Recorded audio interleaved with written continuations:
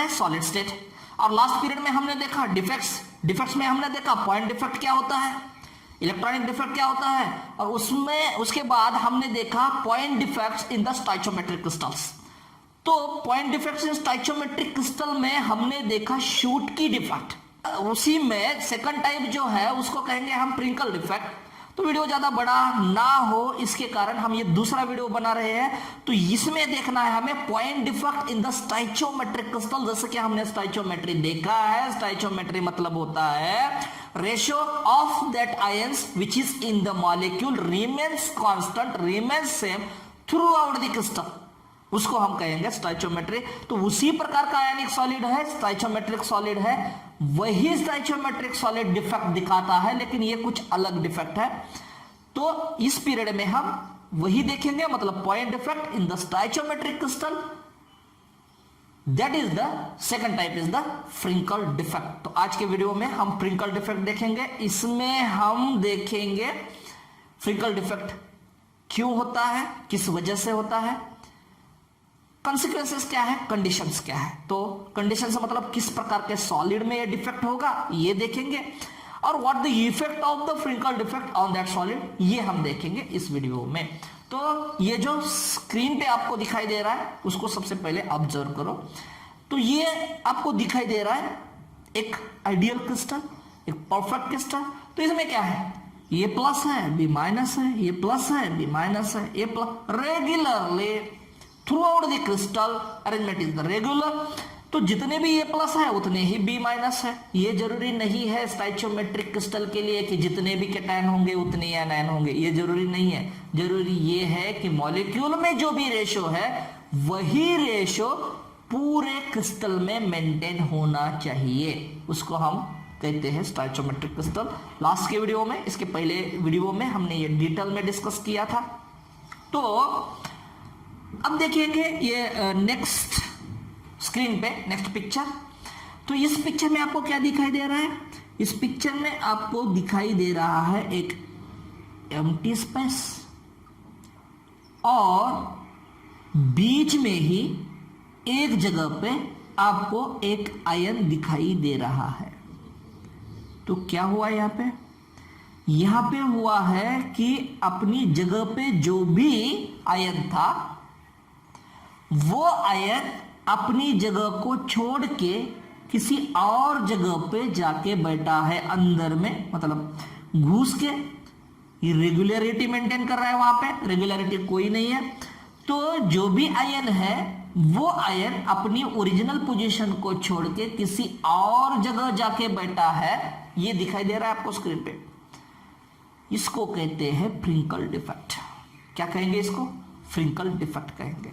तो स्क्रीन पे आपको क्या दिखाई दे रहा है, ये प्लस दिखाया भी है वहां पे। तो ये प्लस जिस जगह था ना, उस जगह पे आइडियल क्रिस्टल में जिस जगह पे ये था ना ये प्लस, तो उसी जगह पे ये प्लस नहीं है। अब कहां है वो, अपनी जगह छोड़ के किसी और जगह पे जाके बैठा है, उसको कहेंगे मेन डिफेक्ट। क्या है ये, मेन डिफेक्ट है इंटरस्टिशियल डिफेक्ट, मतलब अंदर जाके घुस के बैठा है जो, उसको कहेंगे इंटरस्टिशियल डिफेक्ट। तो ये कौन सा वाला डिफेक्ट है, mainly it is the interstitial defect. और when this defect is found due to the point, due to the ion in stoichiometric solid, in stoichiometric crystal, then it is called as the Frinkel defect observed by the Frinkel. So according to his name, it is called as the Frinkel defect. तो क्या हुआ है, cation miss हुआ है और कहां जाके बैठा है, किसी और जगह जाके बैठा है और डिफेक्ट तैयार कर रहा है।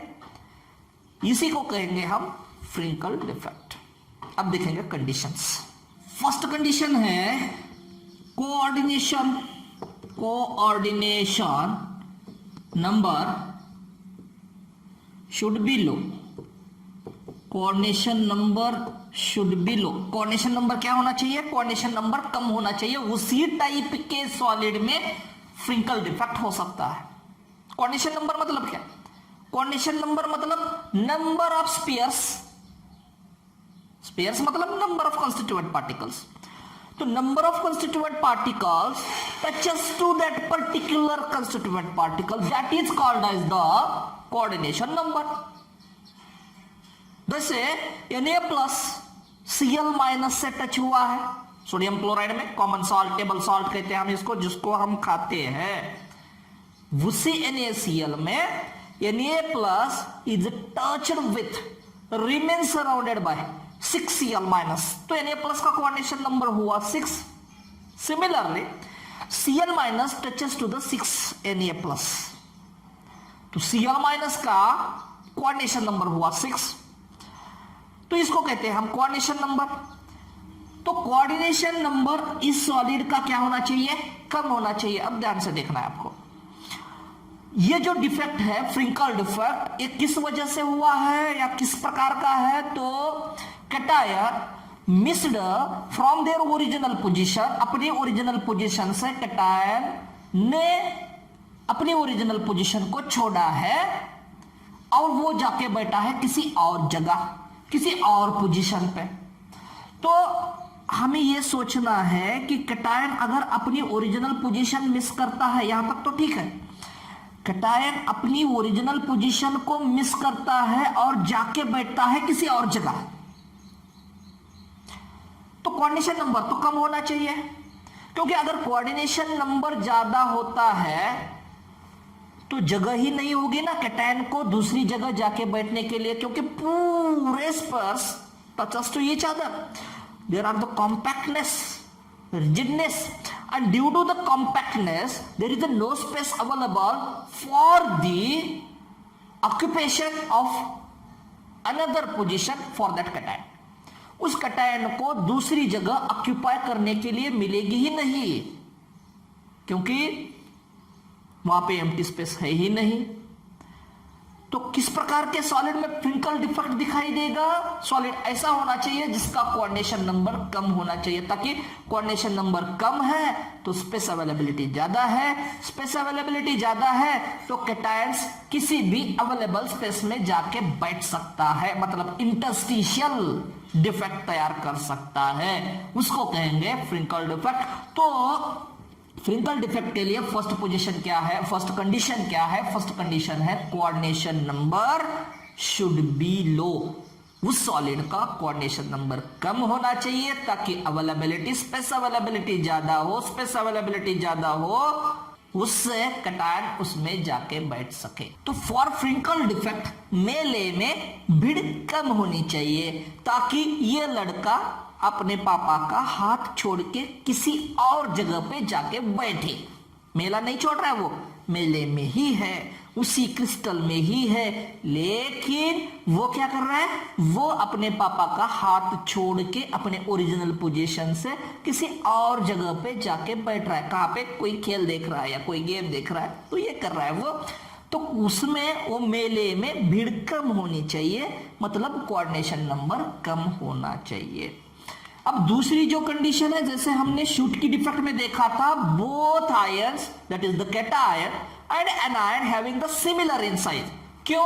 क्योंकि शूट की डिफेक्ट में जितने कैटायन मिस होते थे उतने ही एनायंस मिस हो रहे थे, तो cations and anion should be similar in size. किसमें? शूट की डिफेक्ट में। लेकिन फ्रिंकल डिफेक्ट में कौन मिस हो रहा है? कैटायन मिस हो रहा है। कहां से मिस हो रहा है? अपने ओरिजिनल पोजीशन से मिस हो रहा है। लेकिन जा कहां रहा है? क्रिस्टल छोड़ के बाहर जा रहा है? नहीं जा रहा है। कहां पे जा रहा है? उसी क्रिस्टल में दूसरी जगह पे जाके बैठ रहा है। मतलब कंडीशन क्या है? Cation is very smaller in size. अगर स्मॉल होगा तो भी जाके बैठेगा दूसरी जगह, अगर बड़ा होता होगा तो वो एम्प्टी स्पेस में, जो भी अवेलेबल स्पेस है उस जगह पे जाके नहीं बैठ सकेगा। मतलब क्या है, कंक्लूजन क्या है? Cation is smaller in size. वहां पे शूट की डिफेक्ट में दोनों भी सेम होनी चाहिए, क्योंकि दोनों के दोनों मिस क्रिस्टल को छोड़ के बाहर। फ्रिंकल डिफेक्ट में cation should B small in size, ताकि वो एम्प्टी स्पेस में उसी क्रिस्टल में जाके बैठे। तो दो कंडीशन है यहाँ पे, coordination number should be low and second condition is the cation is smaller, cation should be smaller in size than the anion. अब नेक्स्ट पॉइंट देखेंगे, नेक्स्ट है कॉन्सिक्वेंसी, मतलब what the effect of Frenkel defect on that solid. उस solid पे इस defect का क्या effect होगा ये हम देखेंगे। तो सबसे पहले फर्स्ट पॉइंट है, जैसे हमने शूट की डिफेक्ट में देखा था, शूट की डिफेक्ट में डेंसिटी क्या हुई थी, डेंसिटी कम हो गई थी। तो density is directly proportional to mass, हमें पता है density is equal to mass upon volume, density is equal to mass upon volume. तो वॉल्यूम रिमेन सेम। ये डिफेक्ट देखिए, आइडियल क्रिस्टल में जितना भी वॉल्यूम था उतना ही वॉल्यूम फ्रिंकल डिफेक्ट में है। जब फ्रिंकल डिफेक्ट तैयार होगा तब भी वॉल्यूम सेम होगा, तो सेम के बारे में नहीं सोचेंगे, सेम को हटाएंगे, वॉल्यूम को हटाएंगे, अब सिर्फ मास के बारे में सोचेंगे। तो शूट की डिफेक्ट में कैटायन भी मिस था, एनायन भी मिस था, बाहर गया था वो क्रिस्टल को छोड़ के। अब इसमें फ्रिंकल डिफेक्ट में कैटायन मिस है अपने ओरिजिनल पोजीशन से, लेकिन जाके बैठा है कहां, दूसरे पोजीशन में, दूसरे स्पेस में, लेकिन उसी क्रिस्टल में। तो मास रिमेन सेम, मास कम नहीं हो रहा है। तो अगर मास नहीं कम होगा तो डेंसिटी रिमेन सेम। तो ध्यान में रखना है आपको, फ्रिंकल डिफेक्ट में मास रिमेन सेम, क्योंकि बाहर कोई नहीं जा रहा है, सिर्फ जगह बदल रहे हैं, अपने ओरिजिनल पोजीशन को छोड़ के किसी और जगह पे जाके बैठ रहे। तो मास रिमेन सेम मतलब डेंसिटी रिमेन सेम। तो there is no effect on the density in the Frenkel defect. Frenkel defect में डेंसिटी पे कोई इफेक्ट नहीं होता है, कोई असर नहीं होता है। सेकेंड पॉइंट देखेंगे हम। सेकेंड पॉइंट है एंट्रोपी। एंट्रोपी मतलब पता है? तो एंट्रोपी मतलब क्या? एंट्रोपी मतलब रैंडमनेस, एंट्रोपी मतलब मूवमेंट। इसके बारे में हमें ज्यादा डिस्कशन मिलेगा थर्मोडायनामिक्स इस चैप्टर में। तो in Frenkel defect there are availability of empty space, इसमें भी एम्प्टी स्पेस अवेलेबल है क्योंकि ओरिजिनल पोजीशन से कैटायन मिस है। तो availability of empty space, and due to the availability of empty space randomness increases, movement increases. Space available हो रहा है तो रैंडमनेस बढ़ेगा। तो due to the randomness increases entropy, randomness means increases, entropy increases. So क्या कहेंगे, entropy increases. यहां पे क्या कहेंगे, यहां पे डेंसिटी रिमेन्स सेम, डेंसिटी पे कोई इफेक्ट नहीं है, एंट्रोपी इंक्रीजेस। थर्ड पॉइंट है, थर्ड पॉइंट क्या है, थर्ड पॉइंट है कंडक्टिविटी। तो कंडक्टिविटी पे क्या असर होगा, वही होगा जो शूट की डिफेक्ट में हुआ था। शूट की डिफेक्ट में भी क्या हुआ था, there is a space availability. तो कंडक्टिविटी मतलब आयंस कंडक्ट द इलेक्ट्रिसिटी। तो जैसे आयंस की मूवमेंट बढ़ेगी, आयंस का रैंडमनेस बढ़ेगा, वैसे ही कंडक्टिविटी बढ़ेगी। अब आयंस की कंडक्टिविटी क्यों बढ़ेगी, क्योंकि due to the formation of Frenkel defect availabilities of space, space empty space तैयार हो रहा है। तो जैसे एम्प्टी स्पेस तैयार होगा, आयंस का मूवमेंट बढ़ेगा, and due to that conductivity increases. तो इसमें भी कंडक्टिविटी इंक्रीज होगी। इस डिफेक्ट में शूट की में भी कंडक्टिविटी इंक्रीज हो रही है, फ्रिंकल में भी कंडक्टिविटी इंक्रीज हो रही है। दोनों का रीजन एक ही है। क्या रीजन है दोनों का? दोनों का रीजन है space availability increases, movement of ions increases. ठीक है, तो कंडक्टिविटी इंक्रीजेस। फोर्थ पॉइंट है लैटिस एनर्जी। क्या है फोर्थ पॉइंट? फोर्थ पॉइंट है लैटिस एनर्जी। अब लैटिस एनर्जी मतलब क्या? तो लैटिस एनर्जी मतलब energy is released when formation of 1 mole of ionic compound from their ions, that is called as the lattice energy. जैसे 1 मोल NaCl तैयार होता है from Na plus and Cl minus. So 1 mole Na plus combines with 1 mole Cl minus, formation of 1 mole NaCl ionic compound, at that time energy will be released. That energy is called as the lattice energy. Born Haber cycle में देखा है हमने lattice energy क्या होती है। तो lattice energy मतलब क्या है? Energy removed when 1 mole of solid compound, 1 mole of ionic solid will formed their और कॉम्बिनेशन बाय देयर आयंस। उल्टा करेंगे उसको, NaCl को उल्टा नहीं करेंगे, आयनिक कंपाउंड को उल्टा नहीं करेंगे, इस डेफिनेशन को उल्टा करेंगे। जब आयनिक कंपाउंड तैयार हो रहा है, आयनिक सॉलिड तैयार हो रहा है, तब एनर्जी रिलीज होगी, मतलब स्टेबिलिटी बढ़ेगी कंपाउंड की। अब उसी आयंस को, आयनिक सॉलिड से उसी आयंस को हमें सेपरेट करना है, तब हमें क्या करना पड़ेगा, तब हमें एनर्जी को, उतने ही एनर्जी को सप्लाई करना पड़ेगा, उसको भी हम कहेंगे लैटिस एनर्जी।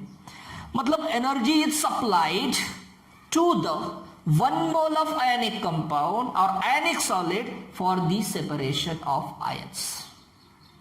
जो भी आयनिक सॉलिड है उस आयनिक सॉलिड्स के आयंस को, कितना आयनिक सॉलिड, 1 मोल आयनिक सॉलिड, तो 1 मोल आयनिक सॉलिड के आयंस को सेपरेट करने के लिए जितनी भी एनर्जी सप्लाई करनी होती है उसको कहेंगे लैटिस एनर्जी। तो शुटकी डिफेक्ट में भी हमने एग्जांपल देखा था, एक दीवार है, परफेक्ट है, तो उसको तोड़ना है, हमें दीवार को तोड़ना है तो एनर्जी सप्लाई करना होगा, करना पड़ता है, तो समझो उसको कहेंगे लैटिस एनर्जी। अब उसी दीवार में से हमने कुछ ईंटों को पहले ही निकाल दिया उस ईंटों को, ये उसी दीवार में कुछ वजह से दरार आ गई, उसमें क्रैक हुई दीवार, तो दरार आ गई उस दीवार में। अब जो पहली वाली दीवार थी, जो परफेक्ट थी, आइडियल थी, उस दीवार को गिराने के लिए, हटाने के लिए एनर्जी सप्लाई करनी पड़ती है। दूसरे एग्जांपल में जिस दीवार को दरार आई है या उस दीवार में से ईंटें निकाल दी है, मतलब एम्प्टी स्पेस तैयार किया हुआ है, उस दीवार को हमें गिराना है, उसको भी एनर्जी सप्लाई करनी पड़ेगी। लेकिन यहां पे what is the difference between that two, जो फर्स्ट वाली दीवार है उसको ज्यादा एनर्जी सप्लाई करनी पड़ेगी क्योंकि वो आइडियल है, क्योंकि वो परफेक्ट है। सेकंड वाली जो दीवार है उस दीवार को गिराने के लिए कम एनर्जी सप्लाई करना पड़ेगा क्योंकि वहां पे ऑलरेडी एम्प्टी स्पेसेस है, ऑलरेडी डिफेक्ट है उस दीवार में, तो उसको क्या करना पड़ेगा, हमें कम एनर्जी सप्लाई करना पड़ेगा। तो डिफेक्ट है चाहे शुटकी हो चाहे प्रिंकल हो, तो दोनों डिफेक्ट में एक पोजीशन पे एम्प्टी स्पेस तो तैयार होता है, वैकेंसी तो तैयार होती है, तो एनर्जी क्या करना पड़ेगा, कम सप्लाई करना पड़ेगा आयंस को ब्रेक डाउन करने के लिए, आयंस को सेपरेट करने के लिए। तो lattice energy decreases in Frenkel defect, तो फ्रिंकल डिफेक्ट में भी लैटिस एनर्जी डिक्रीज होगी और शुटकी डिफेक्ट में भी लैटिस एनर्जी डिक्रीज होगी। तो this is about the Frenkel defect. अब दोनों में कंपेयर किया जाए, फ्रिंकल डिफेक्ट और शुटकी डिफेक्ट में, तो फ्रिंकल डिफेक्ट में डेंसिटी रिमेन्स सेम, शुटकी डिफेक्ट में डेंसिटी इंक्रीज होगी। शॉर्ट में देखेंगे, यहां पे एंट्रोपी इंक्रीज होगी, शुटकी में भी एंट्रोपी इंक्रीज होगी, रैंडमनेस इंक्रीज होगा क्योंकि स्पेस अवेलेबिलिटी बढ़ेगी। यहां पे कंडक्टिविटी इंक्रीज होगी, तो फ्रिंकल में, शुटकी में भी कंडक्टिविटी इंक्रीज होगी।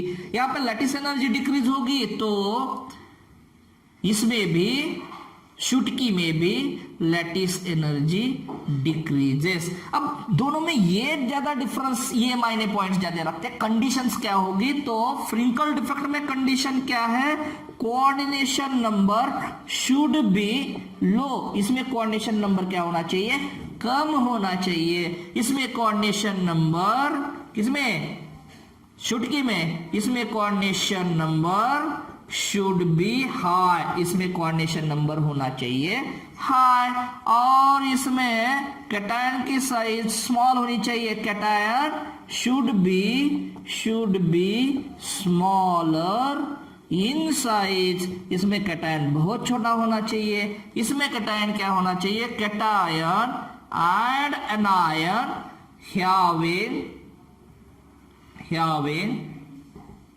सिमिलर इन साइज, तो दोनों में साइज क्या होनी चाहिए, सिमिलर होनी चाहिए।